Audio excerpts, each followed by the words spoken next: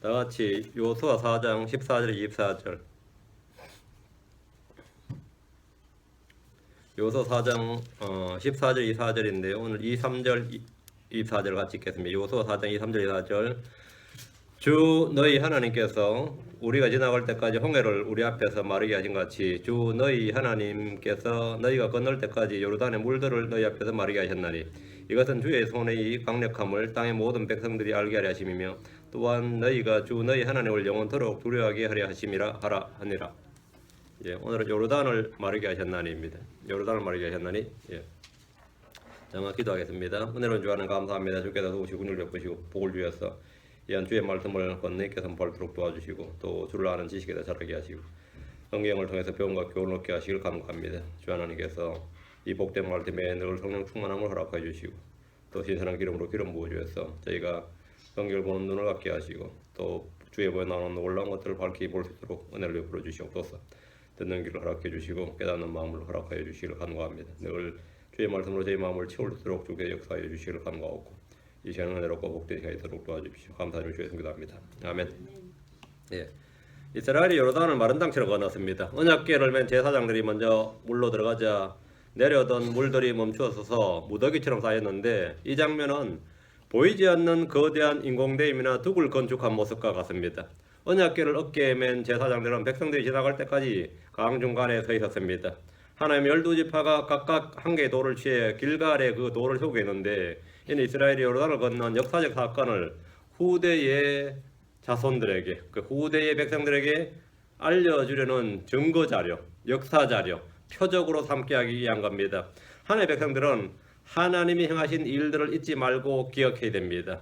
성경 말하기를 신명기 32장 7절에 옛날을 기억하라. 많은 세대 횟수를 깊이 생각하라. 내 아버지에게 물으라. 그가 내게 보여줄 것이요. 내 장로들에게 물으라. 그들이 내게 말해주리라. 그럼 옛날을 기억하라.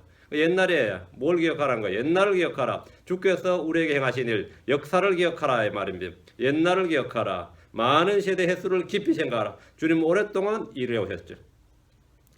이스라엘은 주를 기억하고 주께서 행하신 일들을 기억하고 그것들을 후대에 알려줘야 됩니다. 주께서 하신 말씀들을 기억해야 됩니다. 자, 본문을 보겠습니다. 요서 4장 14절. 그날에 주께서 온 이스라엘의 눈앞에서 여호수아를 크게 하시며 그의 평생 동안 그들이 모세를 두려워하던 것 같이 그를 두려워했더라. 주께서는 사람을 크게 하시고 또 낮추시기도 하시고 높이시기도 하시고 주께서 여호수아를 크게 하셨다 했죠. 이스라엘의 눈앞에서 여호수아를 크게 하시며 요르단을 건너는 그날 이스라엘 온 민족이 함께 봤습니다. 강물이 멈추고 갈라진 걸 눈으로 본 것뿐만 아니라 그 가운데를 마른 땅처럼 건넜습니다. 자기 조상들이 홍해를 건넜던 것처럼 이들은 요르단을 건넜습니다. 강 위에 부목을 설치한 것도 아니고 배를 띄운 것도 아닙니다. 겨울이라 얼음이 온 것도 아닙니다. 주께서 흘러내려오는 강물을 막아버리셨습니다. 요르단을 가로질러 주의 권능과 주의 손이라는 보이지 않는 손이 거대한 둑이 되고 댐이 되어버린 겁니다. 한두 사람의 종교적 영적 체험이 아니라 온 민족이 예외 없이 모두가 보았고 모두가 체험했습니다. 주님이 날 여호수아를 온 이스라엘 눈앞에서 크게 하셨습니다. 사람들은 스스로 자기를 높이고 크게 하고 싶어 하지만 하나님께서 크게 하시는 사람이 진정으로 큰 사람입니다. 주님은 아브라함에게 복을 주어 그 이름을 크게 하셨습니다. 하나님 여호수아를 크게 하셨습니다. 주님은 솔로몬의 이름을 심히 크게 하셨습니다. 역대기상 29장 25절에 주께서 솔로몬을 온 이스라엘 눈앞에서 심히 크게 하시고 그 이전에 이스라엘의 어떤 왕에게도 없었던 왕의 위엄을 그에게 주셨더라. 솔로몬은 great, 심히 크게 하셨다. 다음엔 그에게 위엄을 주셨더라. 왕으로서 이거 디그너티죠. 위엄을 주셨다. 다음에 오소리티를 주셨고 파워를 주신 겁니다. 역대기 1장 1절에 다윗의 아들 솔로몬이 자기 왕국에서 강하게 되었고 주 그의 하나님께서 그와 함께 하시며 그를 심히 크게 하셨더라. 심히 크게 하셨더라. 사람을 크게 하심은 주께서 나옵니다. 주님에게 나옵니다. 역대기상 29장 12절에 역대기상 29장 12절에 재물과 명예가 다 주에게서 나옵니다. 또 주께서 모든 것을 통치하시나이다. 주의 권능과 주의 손의 권능과 능력이 싸우니 사람을 크게 하신가 모든 사람에게 기력을 주심이 사람을 크게 하신가 모든 사람에게 기력을 주심이 주의 손에 있나이다. 스스로 자기를 높이고 크게 하려는 자들을 향해 주님은 이렇게 말씀하셨습니다. 도끼가 도끼를 가지고 있는 자를 도끼를 가지고 찍는 자를 향하여 자기를 자랑하겠느냐? 톱이 톱을 켜는 자를 향하여 자기를 높이겠느냐? 이것은 마치 막대기가 막대기를 드는 자를 향하여 자기를 움직이려면 지팡이가 마치 나무가 아닌 것처럼 자기를 들어 올리려는 것 같도다. 했습니다. 스스로 높이는 것은 아무것도 아니다 이 말이죠. 그러니까 주께서 높이시고 주께서 힘을 주시고 주님은 그럼 누구를 크게 하시고 누구를 높이시느냐? 주님은 자신의 왕, 자신의 기름 부음 받은 자의 뿔을 높이십니다. 주님은 자신의 왕, 자신의 기름 부음 받은 자를 높이신다. 사무엘상 2장 10절에 주의 대적들은 산산조각나이로다. 그분께서 하늘에서부터 천둥으로 그들을 치시로다. 주께서 땅의 것들을 심판하시고 자신의 왕에게 힘을 주시며 자신의 기름 부음 받은 자의 뿔을 높이시로다. 당연히 1차 역사적으로 다윗입니다. 다음은 예수 그리스도입니다. 자, 영적으로 나뉘어 크리스천들입니다. 우리 모두 주님의 제사장입니다. 우리는 왕가의 제사장입니다. 주님께서 우리를 왕들과 제사장으로 삼으셨다. 우리는 모두 주님의 기름 부음 받은 자들입니다. 모든 크리스천들은 다 주님께 기름 부음 받은 자들이다. 주께서는 자신의 왕, 자신의 기름 부음 받은 자의 뿔을 높이신다.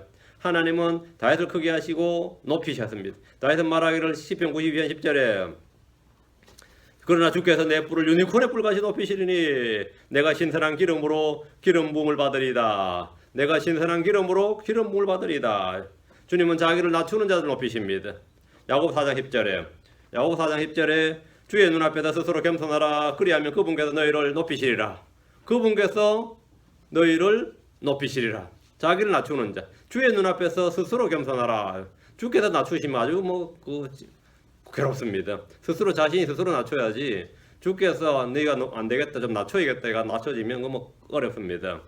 예수로는 자기를 스스로 낮추셨습니다. 사도들은 서로 누가 더 큰 자인가를 놓고 논쟁하고 다투고 경쟁하고 시기했지만 주님은 어린아이처럼 자기를 낮추는 자가 하늘의 왕국에서 가장 큰 자라고 말씀하셨습니다. 누가복음 9장 48절에 너희의 모든 사람 가운데서 가장 작은 사람 곧 그가 큰 자가 되리라. 너희 가운데 가장 작은 사람, 모든 사람 가운데서 가장 작은 사람, 그가 큰 자가 되리라. 이렇게 이제 자기가 가장 작다고 한 사람이 하나 있습니다. 성경에 모든 사람 가운데 가장 작다고 한 사람이 있어요. 사도 바울입니다. 미리 선수를 딱 친 거죠. 자기가 사도 중에 가장 작은 자고, 그다음에 모든 성도들 중에 작은 자고, 그다음에 모든 죄인들 중에 내가 우두머리니라. 이렇게 바울이 그렇게 했어요. 가장 큰 자다 이 말이에요. 주님은 자기를 낮춘 자를 높이신다 말. 다른 사람을 섬기는 자가 가장 큰 자입니다.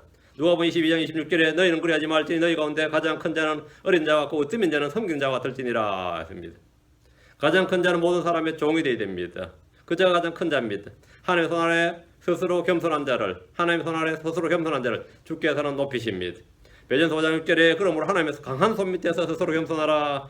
그리하면 정하신 때에 그분께서 너희를 높이시리라. 그분께서 높이시라. 주님은 누굴 크게 하시고 누굴 높이시느냐. 자신의 왕, 자신의 기름 부음 받은 자를 높이신다. 주님은 자기를 낮추는 자를 높이십니다. 주님은 다른 사람을 섬기는 자, 그 사람을 가장 큰 자여 높입니다.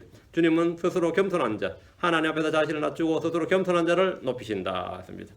하나님께서 여호수아를 크게 하심으로 이스라엘 백성들은 그의 평생 동안 모세를 두려워했던 같이 그를 두려워하기 시작했습니다. 주님께서 그에게 권위를 주시고 위엄을 주신 겁니다. 하나님께서 여호수아에게 백성들의 목자요 지휘자로서의 권위를 부여주시고 권능을 주셨던 겁니다. 오늘날 교회에서 목자들에게 필요한 권위가 이겁니다. 가정에서 남편과 아버지에게 필요한 것이 이겁니다. 학교에서 선생님에게 필요한 것이 뭐냐? 권위입니다. 이런 권위입니다. 예수님은 권위와 권능을 가지고 부자한 양들에게 명령하셨습니다. 예수님은 사도들에게 권능과 권위를 주셨습니다. 물론 이 권위를 지배하고 군림하라고 주신 것이 아니고 세우고 돕고 섬기는 데 쓰라고 주신 권위입니다. 고린도서 10장 8절에 주께서 우리에게 주신 우리의 권위는 너희를 무너뜨리라고 주신 것이 아니요 세우라고 주신 것인즉 그것에 대하여 조금 더 자랑해도 부끄럽지 아니하리라. 주께서 우리에게 주신 권위, 사도들이 준 사도의 권위 말, 우리의 권위는 너희를 무너뜨리라고 주신 것이 아니고 세우라고 주셨다. 우리는 너희의 믿음을 지배하는 자가 되는 것이 아니라 돕는 자가 되려 하려 합니다. 이랬습니다. 우리 모두 이런 말씀들 잘 기억해야 됩니다. 가정에서 주님께서 누구에게 권위를 주셨다. 그것은 뭐냐? 권위와 권능을 주셨다는 것은 그 사람에게 책임이 주어지는 겁니다. 하나님께서 어떤 힘을 주셨다. 그에 따르는 책임이 동반됩니다. 오늘날 사람들은 권위를 무시하고 없애버린 것을 탈권위적이고 민주적이라고 자랑합니다. 가정에서 가장의 권위, 남편의 권위 완전히 무시됩니다. 그렇죠? 완전히 무시돼. 어른들이 애들의 눈치를 봅니다. 회사에서 경영진은 노조의 눈치를 봅니다. 교회에서 목자들은 양들의 눈치를 봅니다. 남자들은 여자들의 눈치를 보는 세대가 되었습니다. 그러니까 이거 황당한 거죠. 그래서 주께서 내가 너를 인도하리라 그러니까 성령께서 나의 잘못도 가르쳐주고 뭐 이끌고 가니까 주님 필요 없습니다. 내 마누라 다 하시는데 내 마누라 필요할 때마다 다 가르치고 요즘 뭐 이런 판국이란 말이죠. 뭐 성령님께서 안 하셔도 집에서 마누라 힘든데 주께서까지 하시면 어떡하냐고 이런 판국이 되었어요. 다 하는데 여기서도 눈치 보고 저기서 눈치 보고 왠지 그게 서민적이고 탈권위적 친구죠. 다 이렇게 소리 있죠. 권위를 잃어버린 시대다. 우리는 권위주의를 싫어합니다. 그러나 권위가 거부한다. 그거는 말이 안 돼. 그거는 거역이고 불복적이고 반역입니다. 권위를 거역한다 이가. 그거는 하나님의 진노의 대상입니다. 성경 무엇이라고 합니까? 골로 3장 18절에 아내들아 너희 남편에게 복종하게 골로 3장 18절에 아내들아 너희 남편에게 복종하라. 그것이 주 안에서 합당하니라. 에베소 5장 22절에도 아내들아 너희 남편에게 복종하기를 주께 하더라. 이게 권위입니다. 디모데 2장 11절 12절에 여자는 전적으로 복종하며 조용히 배울지니라. 오직 나는 여자가 가르치거나 남자에게 권위를 행사하는 것을 허락하지 아니하노니 다만 조용할지니라. 이것이 성경이 말하는 권위. 아내가 남편에 복종하지 않으면 자식들은 절대 그 부모에게 복종하지 않습니다. 아이들은 엄마가 아빠에게 하는 걸 어릴 때부터 보고 듣고 배웁니다. 그거 딱 보고 듣고 보고 배워요. 그러니까 무시한다 이거예요. 그러면 자식도 당연히 크면 무시합니다. 요즘 그냥 무시한다 그러지 않아요. 개무시한다 그래요. 그 앞에 개짤 집어넣어가지고 개무시한다. 정말 그렇습니다. 이게 어디서 배웠냐 물어보면요. 다른 데서 배운 게 아닙니다. 어릴 때도 하는 걸 보고 배운 거예요. 그래가지고 우리 집의 보스는 엄마다 이렇게 생각하는 거죠. 우리 집의 보스는 엄마다. 그걸 보고 배운단 말이죠. 교회에서 목회자들이 이 성경의 권위를 존중하지 않으면 성도들은 절대로 아버지의 말씀을 존중하지 않습니다. 두려워하지 않습니다. 보고 듣고 보고 배운 게 이거단 말이죠. 주의 말씀을 두려워하고 떨고 그 권위에 복종하는 걸 배운 적이 없다. 교회 다니는 건 수십 년 후배인데 이 성경의 말씀을 두려워하고 그 권위에 내가 복종해 본 적이 없다. 주께서 말씀하시니라 이래버리면 그 끝나야 되는데 그게 안 되는 거지. 요즘 성도들은 그게 안 돼. 성경에 이렇게 기록되어 있는데 이 한마디로 다 끝나야 돼. 이것이 최종 권위고 모든 논쟁의 끝이어야 됩니다. 성경에 이렇게 돼 있다 그러면 그게 끝이어야 되는데 말이 많아요. 성경에 이렇게 돼 있다 그런데 말이 많아요. 뭐 성경 해설 그런 식으로 해야 되느냐 뭐 이런 식으로 해가지고 따지기 시작한다 그때부터. 요즘 전부 잘난 놈들이 많아가지고 너무 많아. 사도 바울은 젊은 디모데에게 교회에서 권위를 침할 걸 당부했습니다. 디도서 2장 15절에 이것들을 말하고 권면하며 모든 권위로 꾸짖고 아무도 너희를 없이 여기지 못하게 하라.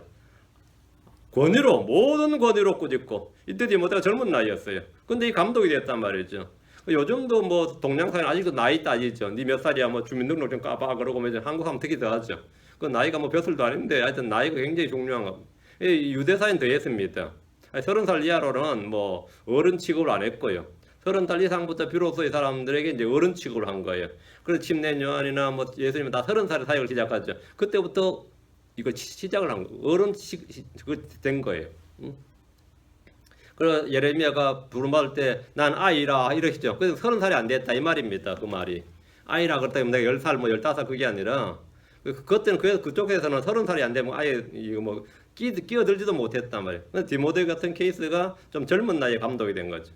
그러니까 바울 사도가 그 나이 문제를 언급한 거예요. 아무도 내 연소함을 없이 여기지 못하라. 아무도 내 어린 연소함을 없이 여기지 못하라. 권위로 모든 권위로 꾸짖고 아무도 너를 없이 여기지 못하게 하라. 그럼 이런 권위는 어떻게 했습니까? 이런 권위는 어떻게 했느냐? 주께 복종하고 신뢰하면 됩니다. 다윗은 주를 신뢰함으로써 왕으로서 권위를 얻었습니다. 시편 18편 47절에 하나님은 곧 내 원수를 갚아주시고 백성을 내 밑에서 복종하게 하시는 이시로다. 하나님은 곧 내 원수를 갚아주시고 백성들을 내 밑에서 복종하게 하시는 이시로다. 하나님께서는 뭐라고요? 복종하게 하신다. 그 다윗이 막 지배하고 정치 권력을 활용한 게 아니라 하나님께서 권위를 주셔서 백성들이 다윗을 자신들의 왕으로 삼고 우리가 복종하겠다고 뭐 자기들이 자발적으로 숙였어요. 다윗은 힘으로 백성들을 누른 것이 아니고 노련한 정치력으로 아니면 여론전, 선전전을 동원한 것이 아닙니다. 복종케 하시는 분은 주 하나님이십니다. 복종케 하시는 분은 주 하나님이에요. 오늘날 정치인들은 얼마나 여론전을 합니까? 어떤 분 보니까요. 사진을 봤는데 가방이 막 다 떨어졌어요. 근데 이번에 뭐 어떤 뭐 정치 하는데 근데 그래가지고 막 여러 이 사람이 이렇게 탈권해져 있고 겸손하다 그러니까 그 사람 강남에 아파트 얼마짜리 사는지 아냐 그러는 거예요. 남들이. 그래갖고 몇 주 전에 그 사람이 똑같은 가방을 사진 찍어서 올려버린 거예요. 몇 주 전 사진을. 근데 그건 아주 깨끗하고 새 거예요. 몇 주 만에 왜 저렇게 더러워졌느냐 이거죠. 응? 그 전부 다 여론적 헛짓하는 거예요. 이게 선전전이에요. 응? 그럼 멀쩡한 신발 밑창 딸게 해가지고는 말이죠. 다른 신발 신고 다닌다고. 건전에 좀 깨끗하게 다니라고 다른 신발 하지 말고. 근데 그 왜 그런 짓 합니까? 여론전이에요. 응? 그죠? 대통령이 막 그 청와대에서 자기 밥 자기가 퍼먹었다고 말이죠. 그 옛날에 다 그랬습니다. 근데 옛날에 했던 사람들 다 그럴 때 뭡니까? 놀고 있네, 가식적이다, 지금 뭐 역겹다. 이번에 하니까 와 서민적이다. 그건 뭐죠? 어떤 행동이 중요한 게 아닙니다. 그 사람을 어떻게 내가 보느냐에 따라서 완전히 달라지는 거예요. 그렇죠? 행동은 똑같아요. 이 사람도 자기 식판에 자기 밥 먹는데 아 역겹다, 가식적이다고. 이 사람이 밥 먹으면 아 서민적이다. 어때죠? 똑같은 일에도 그는 뭡니까? 행동이 중요한 게 아닙니다. 사람들이 어떻게 보느냐가 중요하죠. 어떻게 보느냐가 중요하죠. 네? 그 다윗은 어떻게 했느냐 이거죠. 주께서 백성을 내 밑에 복종하게 하시는도다. 다윗은 힘으로 여론전으로 선전전으로 자기를 막 꾸며서 한 게 아니었다 이 말입니다. 시편 47편 3절에 그분께서 백성들 우리 밑에 민족들 우리 발 밑에 복종하게 하시며 그분께서 백성들을 우리 밑에 민족들 우리 발 밑에 복종하게 하시며 다윗은 힘과 권능과 권위가 어디서부터 오는지 잘 알았습니다. 잘 알았어요. 시편 144편 2절에 그분은 나의 선함이시오 나의 요새시오 나의 높은 망대시오 나의 구출자시오 나의 방패시니 내가 그분을 신뢰함으로 그분께서 내 백성을 내 밑에서 복종하게 하시는도다. 그분께서 내 백성을 내 밑에 복종하게 하시는도다. 왜? 내가 그분을 신뢰함으로 내가 그분을 신뢰함으로 이것이 뭐냐 통치술의 기본이었다 이거. 이것이 힘과 권위와 권능의 기본이었다 이거예요. 그러니까 내 백성이 왜 나에게 복종하느냐? 내가 그분을 신뢰함으로. 그가 한 일은 주를 신뢰하는 것이었습니다. 그가 한 일은 주를 신뢰한 것이. 주님께 복종하고 주를 신뢰하면 주께서는 우리에게 복종해야 할 자들 위에 우리를 복종케 하십니다. 15, 16절. 여호수아기 다시 4장 15, 16절. 주께서 여호수아에게 말씀하여 이르시되 증언궤를 증언궤 언약궤입니다. 증언궤를 매는 제사장들이 명령하여 그들이 요르단에서 올라오게 하라 하시니라. 자 이제 백성들이 깨끗하게 요르단을 다 건넜단 말이죠. 이제 남은 거 뭐죠? 언약궤만 올라오면 되죠. 언약궤를 맨 제사장들만 올라오면 돼요. 증언궤를 매는 제사장들은 백성들이 모두 깨끗이 건널 동안 강 중간에 서 있었습니다. 주님 여호수아에게 그들이 요르단에서 올라오도록 명령했습니다. 명령하겠습니다. 주님은 직접 제사장들과 백성들에 명령하지 않으시고 여호수아에게 말씀하셨습니다. 제사장들이 이제 올라가라 그러지 않고 여호수아에게 올라오게 하라 이렇게 명하면 여호수아가 제사장들이 명하고 제사장들이 듣는 거죠. 주님은 천사를 통해 말씀하실 수도 있고 직접 말씀하실 수도 있고 꿈을 통해서 말씀하실 수도 있고 환상을 통해 말씀하실 수 있어요. 아니면 하늘에 직접 음성을 내실 수도 있습니다. 주님께서 자신의 대언자를 보내 말씀하실 수도 있습니다. 그러나 광야에서는 한 사람 모세를 통해서 그리고 아론이죠. 모세는 아론. 모세와 아론을 통해서 말씀하셨고 지금 여호수아를 통해서 말씀하십니다. 이건 뭐냐? 권위를 주님께서 그 권위를 그리고 크게 해주시는 거죠. 만약 백성들 중에 다른 목소리가 나오면 나도 주께 말씀을 받았다든지 뭐 나도 어쩌 이러면 그는 거짓 대언자고 속이는 자입니다. 그는 거짓 대언자 속이냐. 그러니까 여호수아 외에 다른 누가 뭐 헛소리하면 그건 다 거짓말이에요. 주께서 내게 이같이 말씀하시느니라 했다. 이건 다 그는 뭐 돌에 맞아 죽는 거예요. 그럼 지금 이 시대에는 하나님께서 누구를 통해서 말씀하십니까? 주의 종님이래요. 그런 사람 되게 많은데 누구를 통해 말씀하실 것 같아요?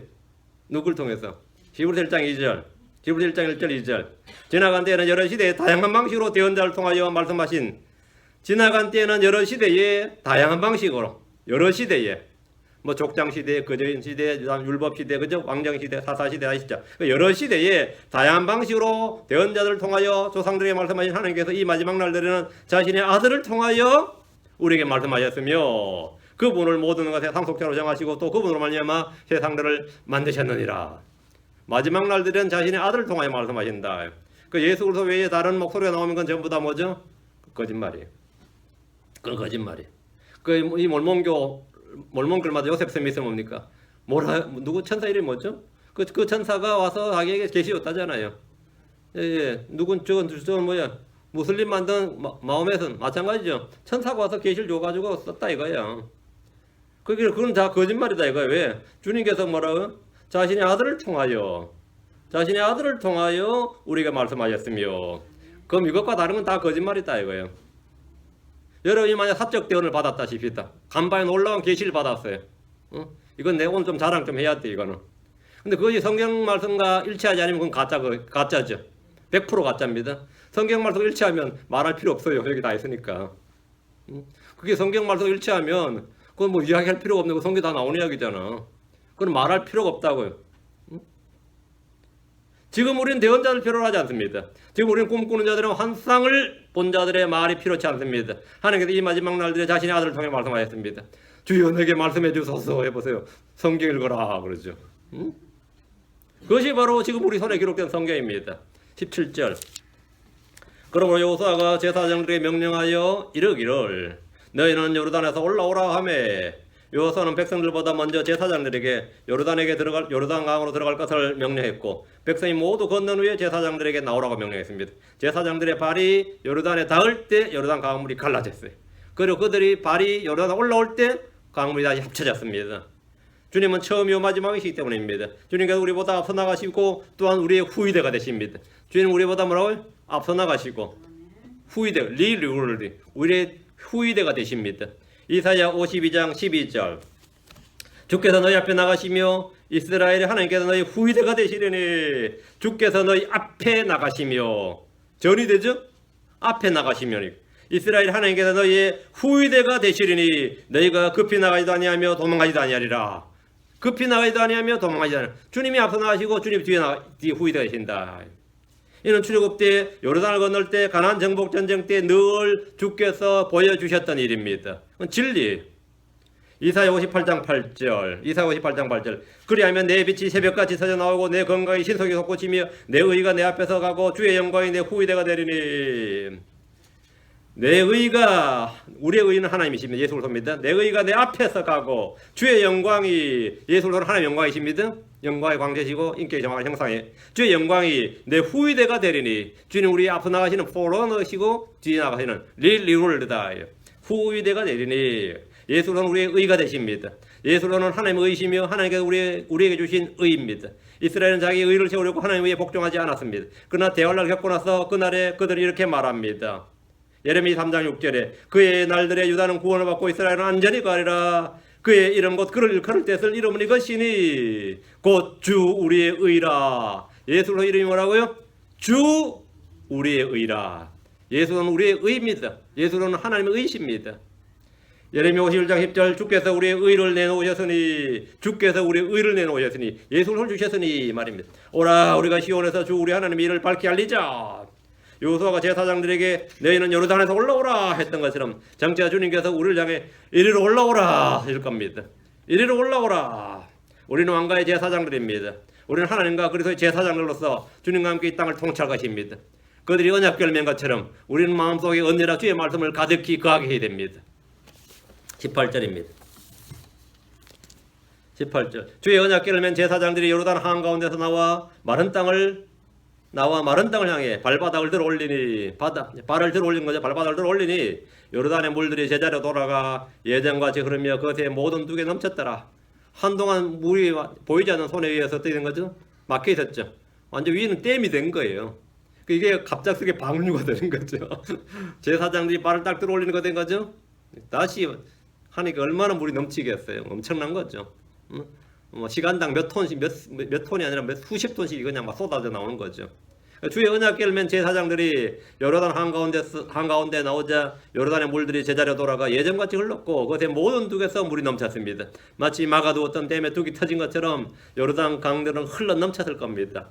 이 물을 막았다가 터뜨려가지고 전쟁하는 거 있죠.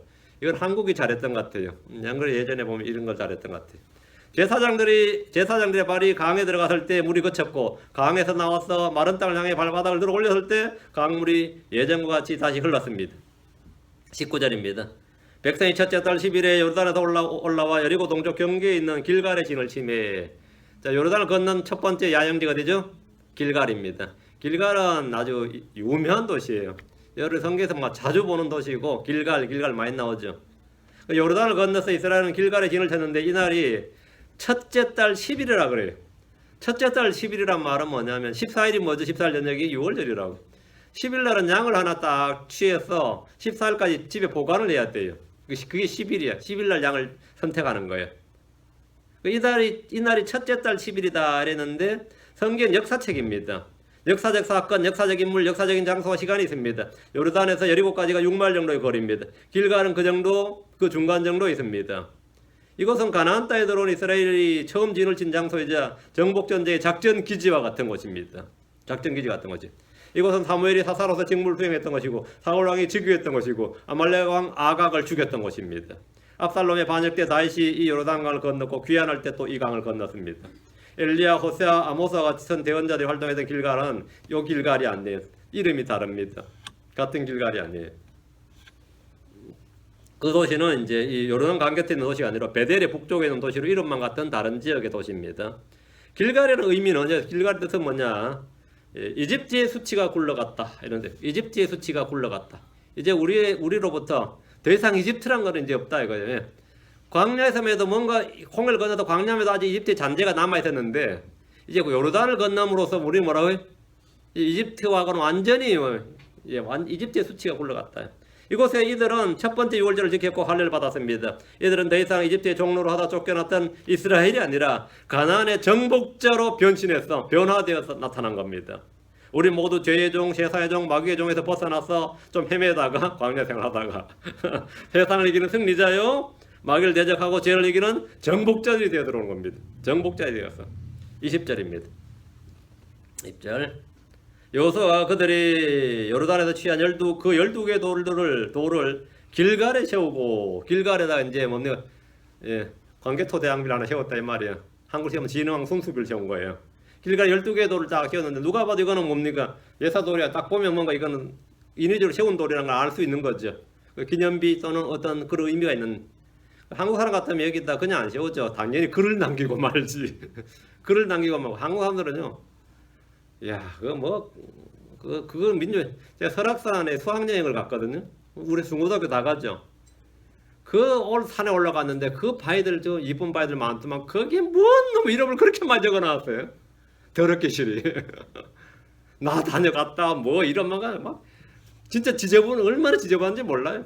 여기저기 다 이름이 있고, 여기저기 다 심지어 새길 데 없으면 소나무 껍질이라도 벗겨가지고 하나 그려놓고 말아, 문신하나 새겨놓고 말아. 지 왔다 갔다 하고 그 흔적을 남겨놓는 거죠. 그거다 헛짓 해놓는 거죠. 그 진짜 엄청나대요. 뭔 그렇게 글 쓰기 좋아하는지.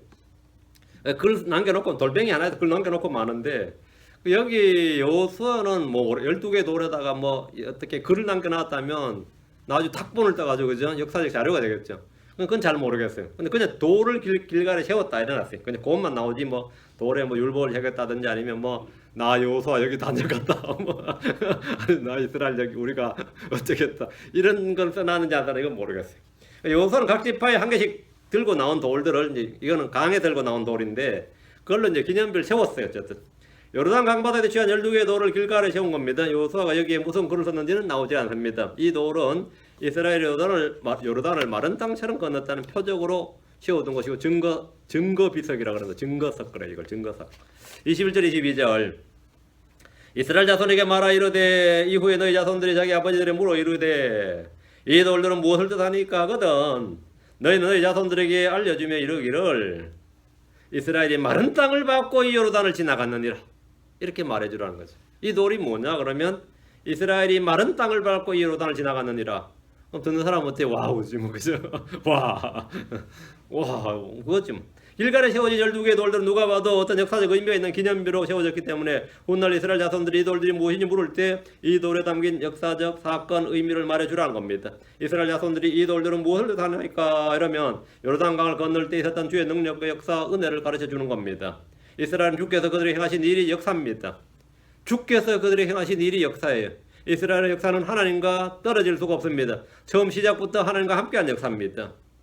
하나님은 아브라함을 불러내셨고 그런 유프라테스 강을 건너서 가나안 땅으로 왔습니다. 강을 건너왔다 이게 히브리입니다. 하나님 모세를 부르셨고 그런 홍해를 건너서 광야로 왔습니다. 여호수아는 요르단을 건너서 가나안 땅으로 왔습니다. 뭔가를 다 건넜죠. 건널 때마다 역사가 뒤바뀌는 거죠. 역사가 뒤바뀌는 물론 건넜다 이거예요. 이들은 마른 땅을 밟고 요르단을 건넜습니다. 훗날 대언자 엘리야가 이 강을 건널 때 물들을 갈라서 마른 땅 위로 갔고 엘리사 역시 엘리야와 헤어진 후에 그 옷을 엘리야의 옷을 가지고 막 치면서 엘리야 하나님이 어디 계시나이까 하면서 요르단 강을 건너왔습니다. 배 사공 안 찾고 그냥 엘리사는 그냥 바로 그냥 강을 갈라서 건너와 버린 거죠. 이 돌들은 요르단 강바닥에 있던 돌들로서 이스라엘이 이 강을 마른 땅처럼 걸어서 건넜다는 역사적 증거고 표시입니다. 이스라엘이 마른 땅을 밟고 이 요르단을 지나가느니라. 이 말은 이스라엘 조상들이 특별한 능력을 지녔다는 뜻이 아니라 주께서 권능으로 이를 행하셨다는 뜻입니다. 후손들은 이 돌들을 볼 때 자기 조상들을 주목해야 되는 것이 아니라 주 하나님의 권능과 그분이 행하신 일과 그분의 손에 주목해야 됩니다. 조상들이 가졌던 체험이 중요한 게 아니라 뭐라고요? 조상들에게 그 일을 행하신 하나님. 사람들 중에 은혜로운 체험이나 놀라운 일들에 대해 간증하는 분들이 좀 있습니다. 있죠. 놀라운 일이랑 은혜로운 체험을 막 간증한다면 듣는 사람들은 그 이야기를 들을 때 나도 저런 체험했으면 좋겠다. 그 사람 대단해 보인다. 그래 그 사람을 주목하거나 그 사람을 부러워합니다. 간증을 하는 사람들은 자신에게 일어나는 일들로 자신을 드러낸 것이 아니라 주께서 행하신 일과 주님을 드러내야 되는데 이 이야기를 하다 보면 어떻게 되죠? 주님이 아니라 자기가 막 드러나죠. 하나님이 믿으니까 다 되더라고 하면서 자기가 막 드러난단 말이죠. 듣는 사람들은 주님과 그분이 행하신 일에 주목해야 됩니다. 그렇죠? 우리 조상들 진짜 대단했다. 이 마른 땅 그냥 요르단을 마른 땅을 건넜다. 그건 완전히 포인트가 잘못된 거죠. 하나님이 대단하셨던 거지. 조상들은 똑같아요. 우리나라 별 차이 없단 말이죠. 하나님이 대단하셨던 거지. 베드로와 요한이 성전으로 가다 구걸하는 거지를 봤어요. 봤죠? 근데 줄 돈은 없어. 베드로와 요한이 줄 돈이 없어요. 그럼 걷지 못하는 자였습니다. 베드로와 요한은 돈을 주는 대신에 그에게 하나님의 치유를 줬어요. 그래서 사람들이 어떤 반응을 보였습니까? 어떤 반응을 보였어요? 성전에 왔던 사람들이랑. 사도행전 3장 11절 12절에 보면 걷지 못하던 자가 고침을 받고 베드로와 요한을 붙더니 온 백성이 크게 놀라며 솔로몬의 주랑이라는 곳에 있던 그들에게 함께 달려가니라. 베드로와 요한을 붙더니 했죠. 하나님께 관심 가진 사람은 아무도 없었습니다. 다 베드로와 요한에게 관심을 가졌죠. 사람들은 주님을 찬양한 것이 아니라 베드로와 요한을 붙들었습니다. 그리고 그들에게 달려갔습니다. 이들이 특별한 일을 했다고 생각한 겁니다. 기적을 본 사람들 일반적인 반응이 다 이렇습니다.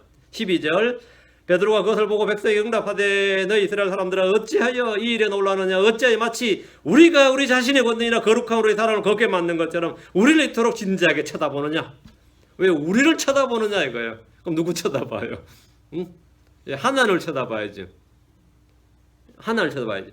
베드로는 사람들이 자신들에게 놀라고 주목하는 걸 바로잡아 줬습니다. 이 일은 그들이 못 박아 죽인 주 예수 그리스도로 말미암아 이루어진 일이었습니다. 16절 그분의 이름을 믿는 믿음을 통하여 그분의 이름이 너희가 보고하는 이 사람을 강건하게 했으니 그분의 이름이 예수 그리스도 너희가 못 박아 죽인 그 예수 그리스도가 이 사람을 강건하게 했으니 참으로 그분으로 말미암은 믿음이 너희 모든 사람 앞에서 그를 이같이 완전히 낫게 하였느니라.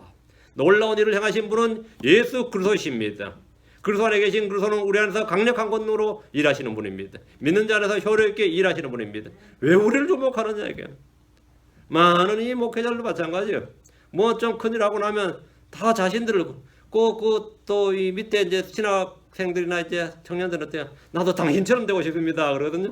당신처럼 되면 안 되고 그렇게 되면 안 되고 하나님께서 일하셨던 것처럼 내게도 일해 주시기를 그렇게 말을 해야죠. 그렇게 그 사람처럼 되면 큰일 나고. 자, 사도행전 14장 8절 10절. 사도행전 14장 8절 10절. 루스드라에 발이 허약한 어떤 사람이 앉아 있었는데 그는 자기 어머니 태에서부터 불구가 되어 결코 걸은 적이 없더라. 선천적으로 안전병이었다. 절름발이었다. 바로 그 사람이 바울이 말한 것을 들었는데 이 복음을 잘 들어야 돼. 그 바울도 이제 그를 똑바로 쳐다보고 병고침을 받을 만한 믿음이 그에게 있음을 알고는 큰 소리를 이르되 내 발로 똑바로 일어서라 하니 그 사람이 뛰고 걸으니라. 루스드라에서 바울이 날 때부터 불구가 되어서 걸어본 적이 없는 어떤 사람을 그 앞에서 이제 설교를 했던 것 같아요. 복음을 전했던 거예요. 그 사람이 잘 들었던 거예요. 그래서 이 말씀만 잘 들어도 말이죠. 바울이 또 이제 이렇게 말씀 잘 듣는 한 사람이, 그죠? 그래서 이제 그 사람 주목해 보니까 이 말씀을 그냥 듣거나 뭐 비웃거나 뭐 듣는 동안 하는 게 아니라 이 주목해서 듣고 있으니까 믿음이 있구나 해가지고 고쳐준 거예요. 사도의 권능이 있으니까. 이 사람은 바울이 선포하는 복음을 들었습니다. 바울은 그런 그를 주목했고 그에게 믿음이 있다는 것을 알고는 내 발로 똑바로 일어서라 했습니다. 뭐 안사는 주 예수 이름으로 명하노니 뭐 이런 것도 없었고 막 그 손을 말이야 머리에 막 진지게 들면서 막 짓누르지도 않았고 말이야 일어서라 하고 막 아유 우리나라도 이거 누구 한 명 안전배 이렇게 가지고 부흥했다는 목사가 있어가지고요.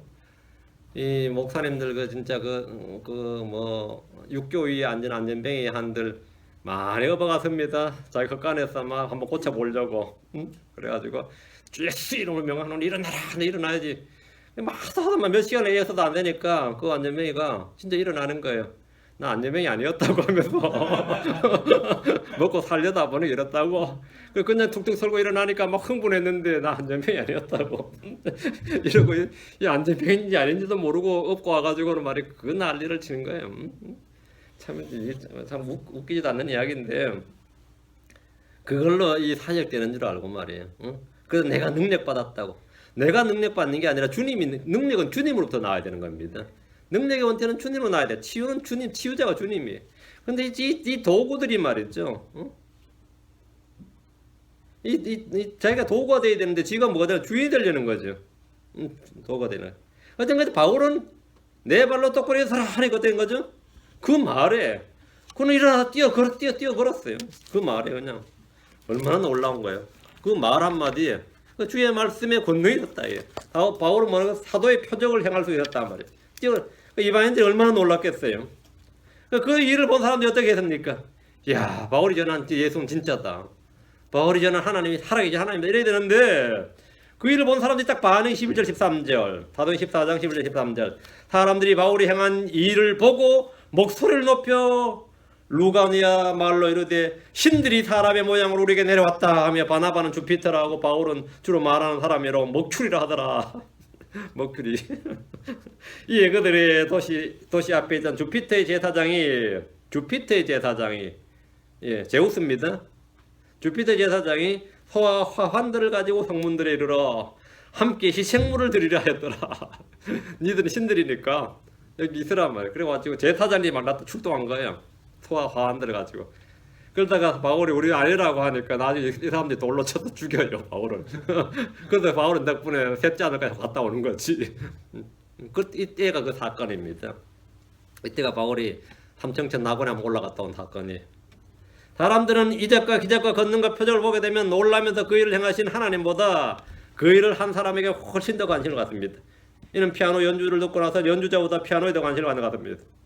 아 연주자를 하시네요. 그 사람이 아니라 그 피아노가 무슨 제품이야 그러면 어때요? 요즘 미국 메이저리그 야구 시즌이죠.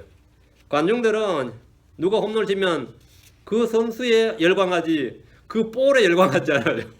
그 배트가 어느 회사 제품이냐 뭘로 만드냐 아무도 관심 갖지 않습니다. 농구를 보는 사람들은 아무도 골을 넣은 선수를 보지 골대나 농구공에 관심을 갖지 않습니다. 그런데 사람들은 주님이 아니라 주의 도구로 사용된 사람들에게 엄청나게 관심을 갖고 영광을 돌리고 막 나에게 비결을 알려달라 그러고 이래요. 비결이 있을 수가 없지. 하나님이 먼저 플레이어야. 하나님이. 니는 어떻게 그렇게 골이 잘 들어가느냐. 골 넣는 사람이 죄주겠지. 그 골이 문제가 아니라 그렇죠. 길갈에 헤어진 12개의 돌은 이스라엘 역사의 기념비적인 돌무더기였고 돌기둥입니다. 가나안 땅으로 들어올 때 이스라엘은 요르단강을 마른 땅처럼 건넜는데 이것은 하나님께서 그들을 인도하시기 때문입니다. 이들은 평소에 땅을 걸었던 것처럼 바다와 강을 건넜습니다. 그리고 그냥 걸어 건넜어요. 이는 성도들이 어떤 어려움을 당할 때 앞이 바다든 강이든 광야든 산이든 관계없이 뭔가 가로막을 때 주님 뭔가 특별한 장비나 도구나 능력을 주시는 것이 아니라 우리가 평소에 걷던 그대로 걷도록 인도하십니다. 이스라엘 백성들로 하여금 날개 하신 게 아니다 말이죠. 그렇죠? 날개를 달아서 날개 하신 것도 아니고 무리를 걷게 하신 것도 아니고 그냥 마른 땅 평소 걷던 대로 걷게 하셨어요. 그렇게 주님 인도하시는 거다 말이죠. 하나님이 이스라엘 위에 부목을 설치하지 않으셨고 큰 배를 준비하지 않으셨습니다. 주님 백성들에게 날개를 만들어 주시지 않으셨고 날 수 있는 능력을 주신 것도 아닙니다. 고기처럼 헤엄을 칠 수 있도록 아감을 주신 것도 아니고 그냥 평소에 걷던 그대로 그곳을 건넜습니다. 우리도 마찬가지입니다. 우리도 마찬가지. 우리가 어떤 일을 때 평소에 걷던 그대로 걷는 겁니다. 2, 3절 주 너희 하나님께서 우리가 지나갈 때까지 홍해를 우리 앞에서 마르게 하신 것 같이 주 너희 하나님께서 너희가 건널 때까지 요르단의 물들을 너희 앞에서 마르게 하셨느니라. 마르게 하셨나니 이스라엘은 평소 걷던 그대로 홍해를 건넜습니다. 그들은 광야에서 걷던 그대로 요르단을 걸어서 건넜습니다. 홍해를 마르게 하시고 요르단의 물들을 백성들 앞에서 마르게 하신 것은 주 하나님이십니다. 사람이 홍해 바다와 요르단을 건너는 일은 엄청난 일입니다. 그러나 주님께서 그들이 건널 수 있도록 그들 앞에서 홍해와 요르단을 마르게 하셨습니다. 다니엘의 세 친구는 용광로 속에서 평소처럼 지냈습니다. 뜨거운 불은 그들의 머리카락이나 옷조차 태우지 못했습니다. 주님은 그들에게 방화복을 주신 것이 아닙니다. 그냥 평소처럼 똑같았어요. 그들은 용광로 속에서 하나님의 아들이신 그분과 함께 있었습니다. 다니엘은 사자굴에 던져졌습니다. 그는 평소와 다름없이 그 밤을 보냈습니다. 주님은 방탄복을 주셔가지고 사자들의 이빨을 다 부러뜨린 게 아닙니다. 이들은 모두 사망의 그늘진 골짜기를 지나왔습니다. 그런데 아무도 해를 입지 않았습니다. 주께서 그들과 함께 하셨기 때문입니다. 주께서 그들과 함께 하셨다. 참으로 내가 사망의 그늘진 골짜기를 다닐지라도 해악을 두려워하지 아니하리니 주께서 나와 함께 계시며 주의 막대기와 주의 지팡이가 나를 위로하시나이다. 이것은 그들의 역사였고 우리에게 배움과 훈계를 주기에 기록되었습니다. 시편 66편 12절에 사람들로 하여금 우리의 머리 위를 타고 가게 하셨나이다. 우리가 불과 물을 통과하였사오니 주께서 우리를 꺼내사 풍요로운 곳으로 데려가셨나이다. 이사야 43장 2절에도 내가 물 가운데로 지나갈 때 내가 너와 함께하리라. 강들을 건널 때도 강들이 내 위로 넘쳐 흐르지 못하며 내가 불속을 걸어갈 때 타지 아니하고 불꽃이 너를 타르지 못하리니. 주님께서는 그냥 평소대로 걷게 하셨다. 이것이 고난이 우리 앞에 있을 때, 고난을 통과할 때 우리가 기억해야 될 주의 말씀입니다. 24절 이것은 주의 손의 강력함을 땅의 모든 백성들이 알게 하려 하심이며 또한 너희가 주 너희 하나님을 영원토록 두려워하게 하려 하심이라 하니라. 길갈에 돌기둥을 세운 목적이 이겁니다. 이스라엘 백성들뿐 아니라 땅의 모든 백성이 주의 손의 강력함을 알게 하려는 겁니다. 이미 가나안 민족들은 주의 권능에 대해 들었고 떨고 있었습니다. 그들은 이집트와 홍해 바다와 광야에 있었던 주의 권능의 손길에 대해 들었고 보았습니다. 하나님께서 자신의 군대를 보내 가나안 족속들의 불법의 충만함을 심판하시고 이 땅을 이스라엘에게 주신다는 사실을 알았습니다. 하나님은 온 땅의 모든 백성들에게 자신을 드러내시고 주 하나님이 누구인지 알게 하려 하십니다. 주 하나님 누구인지 알게 하려 하시기 위해서 이스라엘에게도 알게 하시고 온 땅의 모든 민족들에게 알게 하려 하십니다. 온 땅의 모든 민족들에게 주 하나님 자신을 계시하기를 원합니다. 이스라엘은 온 땅에 주 하나님을 알게 해주는 도구로, 그런 민족으로, 그런 백성으로 택함을 받은 겁니다. 그렇게 택함을 받은 거예요. 또 한 가지는 이스라엘이 영원토록 주를 두려워하게 하려는 것이다. 길갈의 12개의 돌은 그냥 단순한 돌이 아니라 주께서 행하신 일의 표적으로 주신 증거입니다. 이스라엘이 주를 두려워하면 온 민족들은 이스라엘을 두려워하게 됩니다. 그러니까 이스라엘이 주를 두려워하면, 이스라엘이 주를 신뢰하면 백성들이, 온 민족들이 이스라엘에게 복종하고, 이스라엘이 주를 두려워하면 온 민족들이 주를 두려워하게 된다 이거예요. 그 이스라엘을 두려워하게 된다. 신명기 2장 25절에 이날 내가 온 하늘 아래 민족들로 하여금 너를 무서워하며 너를 두려워하게 하리니 그들이 내 소문을 듣고 떨며 너로 인하여 고통을 받으려 하셨느니라. 이날 내가 온 하늘 아래 민족들로 하여금 너를 무서워하며 너를 두려워하게 하리니. 너를 무서워하며 너를 두려워하게. 이스라엘 하면 그냥 무서운 거예요. 응? 거기 이스라엘 있잖아. 그러면 그냥 중도 여러 민족들이 그냥 무섭고 두려워요. 근데 언제부터 거기 이스라엘이라면 우리 바비스이 되는 거예요. 네, 주를 두려워하지 않으니까. 주를 두려워하지 않는 민족은 그건 아무것도 아닌 겁니다. 그들의 보호자가 없다 이거죠. 그런데 이스라엘이 주를 두려워했을 때, 주를 신뢰했을 때는 온 민족이 그냥 거기 이스라엘 있잖아 하면 그냥 두려워 떨었어요. 그냥 두려워 떨었대. 그들이 내 소문을 듣고 떨며 너로 인하여 고통을 받으리라 하셨느니라.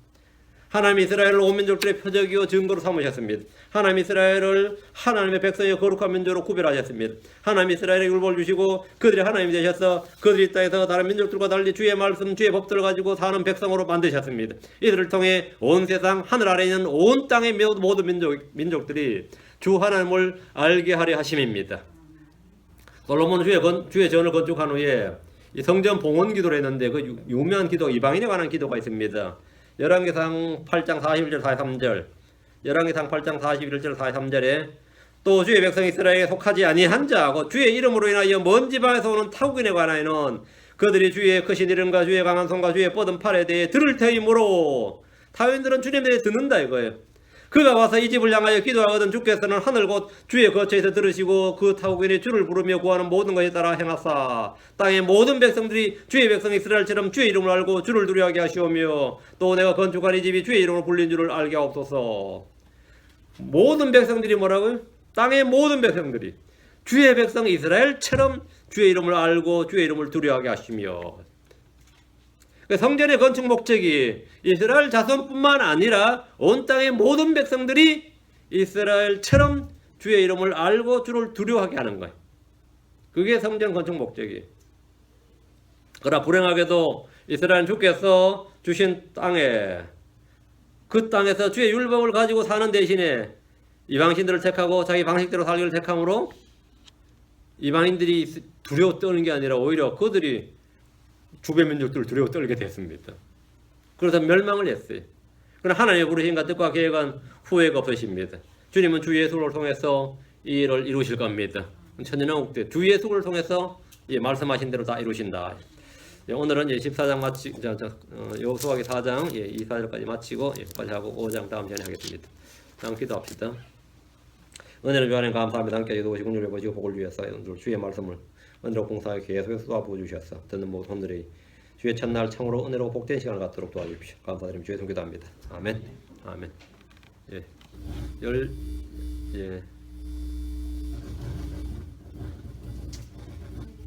좀 마치겠습니다.